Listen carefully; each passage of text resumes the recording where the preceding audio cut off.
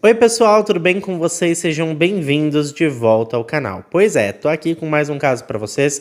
Infelizmente, mais um caso que envolve mala. Vocês já vão entender do que eu tô falando. Mas antes, se você tá chegando por aqui agora e ainda não é inscrito no canal, eu já te convido a se inscrever no canal e ativar o sininho para não perder as notificações. Eu te convido também a me seguir nas redes sociais, porque por lá eu tô sempre interagindo com vocês. E agora sim, vamos pro que interessa e bora pro caso de hoje.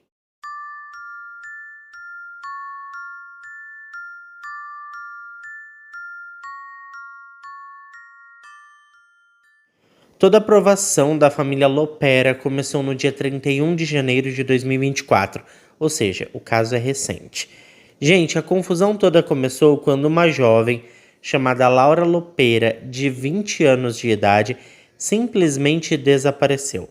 A última pessoa a vê-la com vida foi o seu avô materno, chamado Fernando Osório. A jovem tinha passado na casa dos seus avós para deixar roupas para sua filha de 3 anos, a pequena Maria Camila. Mas não foi só isso que ela fez. Ela também pediu ao avô que cuidasse da menina por alguns dias, enquanto ela passava um tempo com o seu atual namorado, um tal de Jesse. Depois disso, a Laura pegou um táxi e não deu mais notícias. Os dias foram passando e ela não retornou para casa e também não se comunicou por telefone com os seus amigos e nem familiares. Preocupados com a sua ausência, no dia 2 de fevereiro de 2024, os familiares registraram uma queixa junto ao Ministério Público.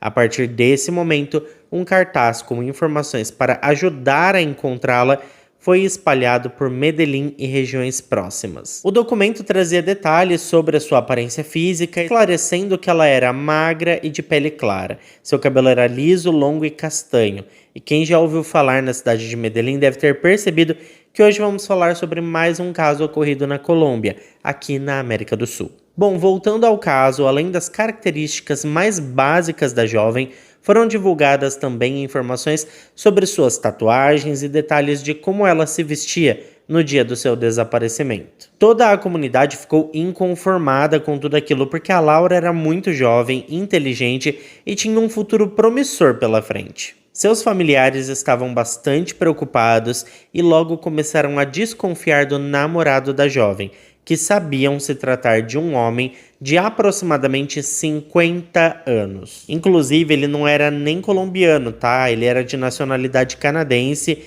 e a família dela não sabia muito sobre esse homem, não. Bom, gente, os policiais envolvidos nesse caso começaram a se perguntar quem era aquele tal de Jesse e qual teria sido o seu possível envolvimento com o desaparecimento da garota. Bom, pessoal, a Laura Isabel Lopera, de 20 anos, era a mais nova de 3 filhos de uma família que morava no bairro La Aurora, no noroeste de Medellín.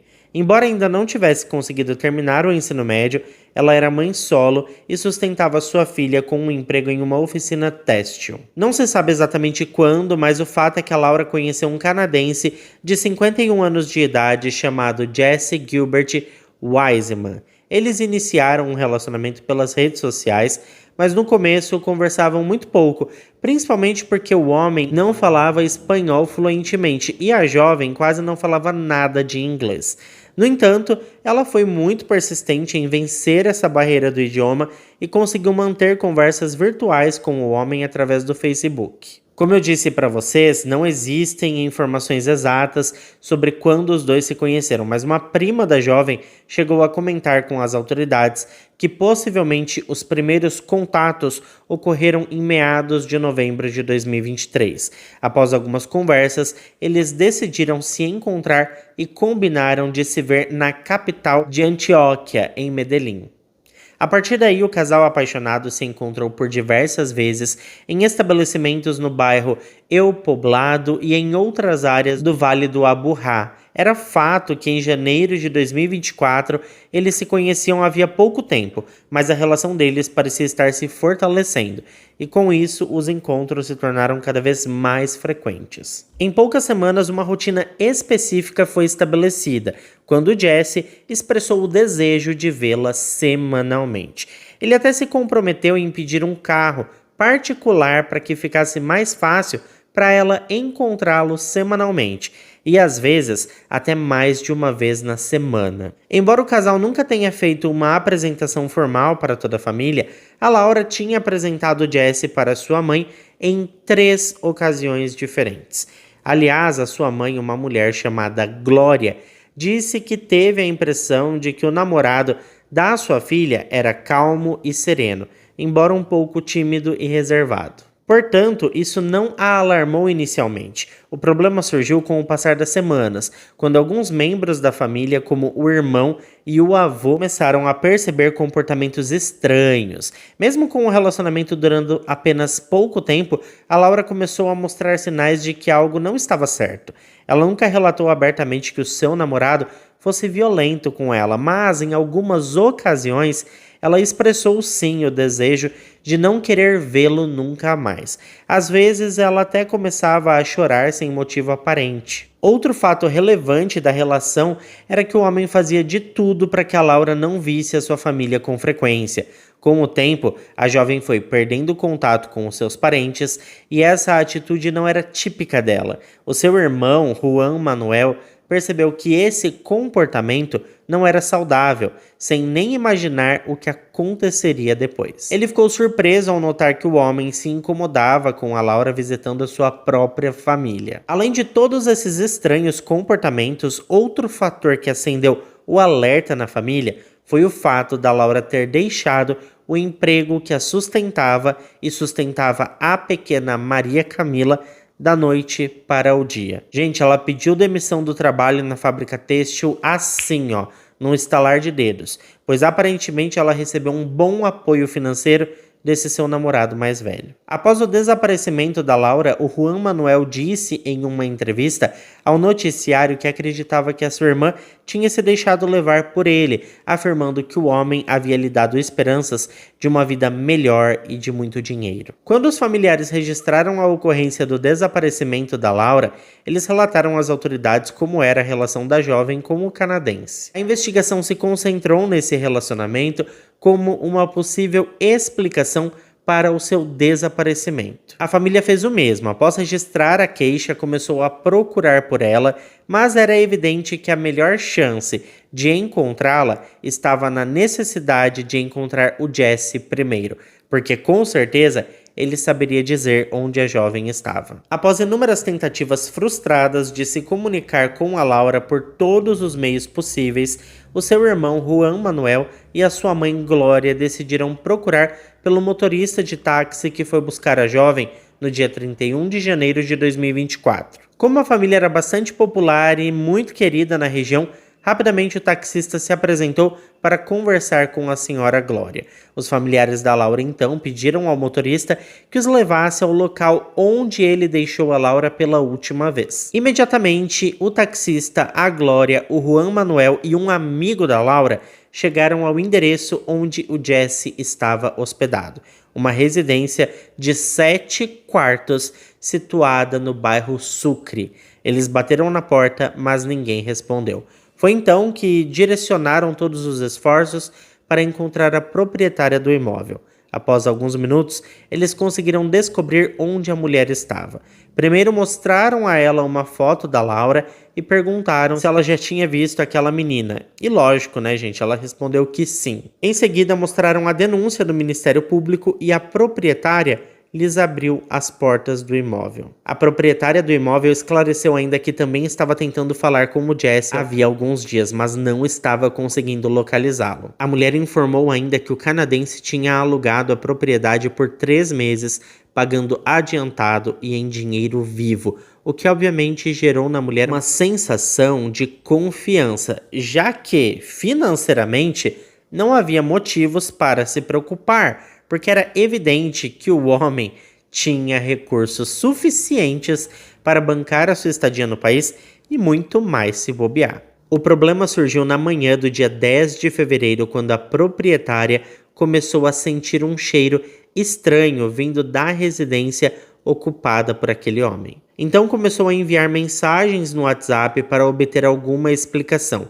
Após ignorar várias mensagens, o homem finalmente respondeu desculpando-se e alegando ter que sair da cidade por conta de uma emergência familiar.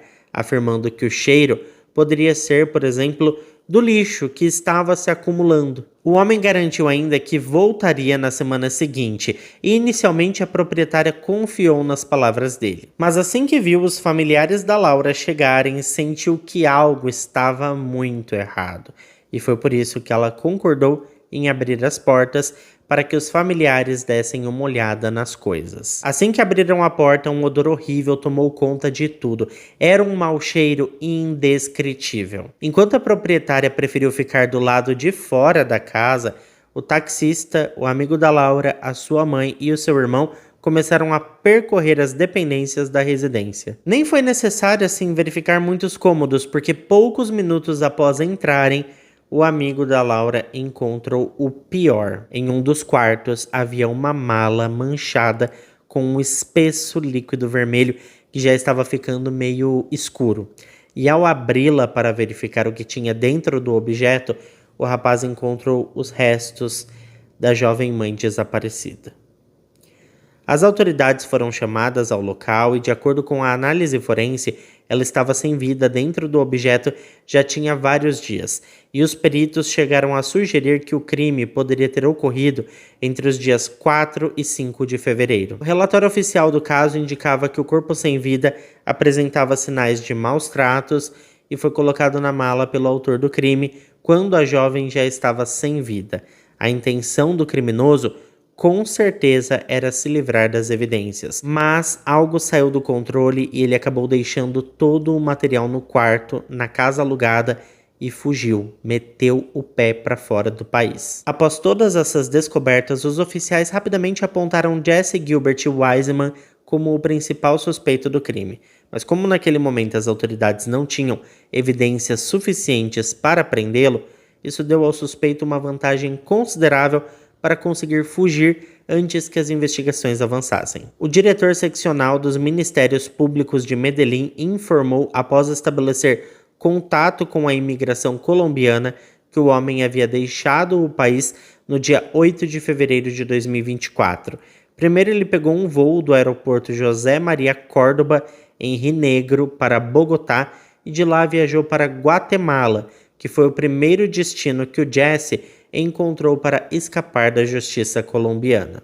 Posteriormente, soube-se que a rota não terminava por aí. Na verdade, o homem chegou a comprar uma passagem para o Brasil, mas como não falava nada de português, ele acabou abortando essa missão e planejou viajar para a Tailândia, mas não antes de fazer uma parada em um país europeu. Foi então que no dia 12 de fevereiro de 2024, Jesse pegou um voo para a Europa e assim que a Laura foi encontrada, a promotoria começou o processo para obter o mandado internacional de prisão do canadense. Assim que foi emitido, a Interpol iniciou a busca internacional envolvendo 196 países na investigação para encontrá-lo.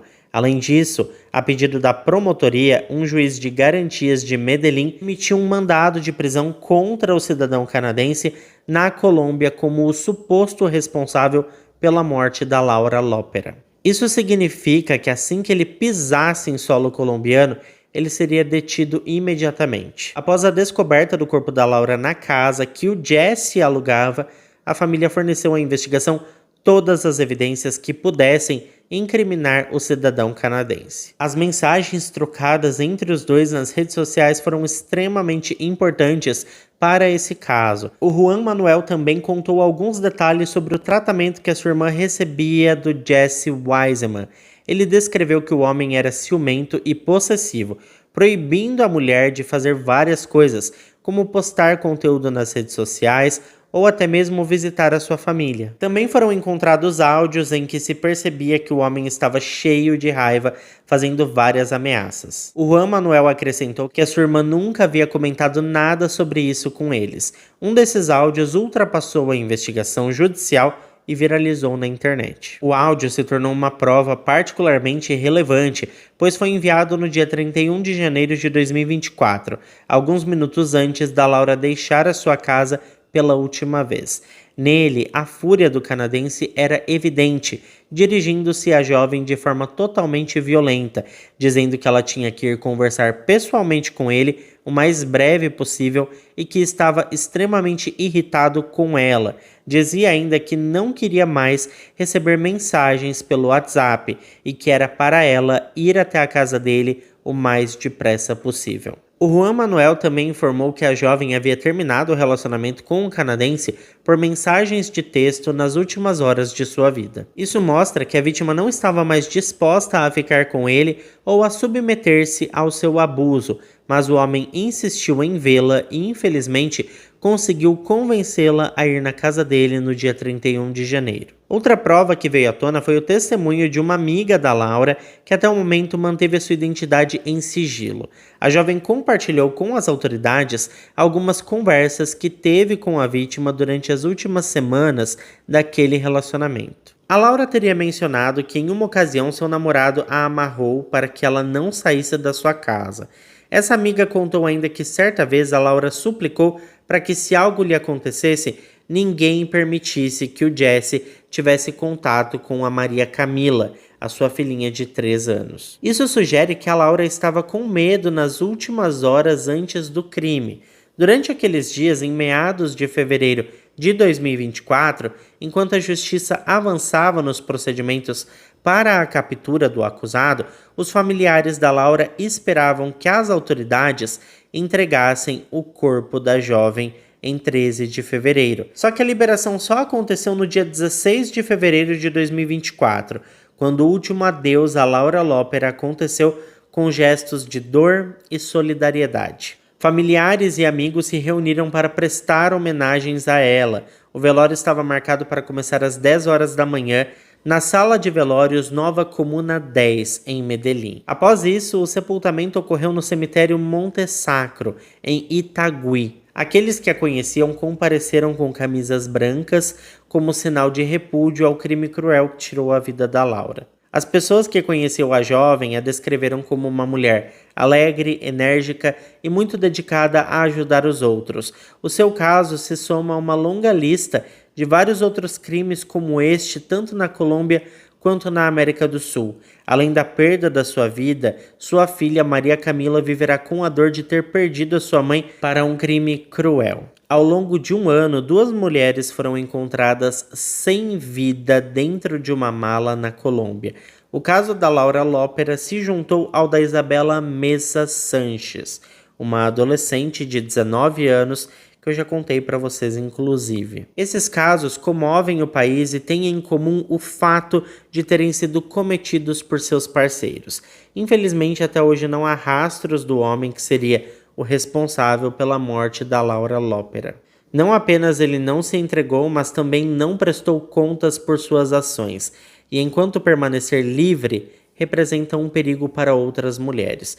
Caso a sua captura seja efetivada por autoridades internacionais, ele deverá ser extraditado para a Colômbia para responder pelo crime que tirou a vida da jovem de apenas 20 anos. Apesar das esperanças da família, jornalistas investigativos acreditam que a captura é pouco provável, uma vez que a essa altura o Jesse já deve estar vivendo em outro país com identidades falsas e alguns acreditam que ele esteja vivendo em áreas rurais, onde há pouca cobertura da polícia local, pouca internet e, portanto, uma dificuldade ainda maior de identificar o acusado. Há ainda jornalistas que acreditem que, infelizmente, a Laura não tenha sido a primeira e nem será a última vítima desse homem maligno. Principalmente se ele não for capturado, né, gente? Eu fico indignado com o desfecho da história dessas mulheres tão jovens, tanto nesse caso quanto no caso da Isabela.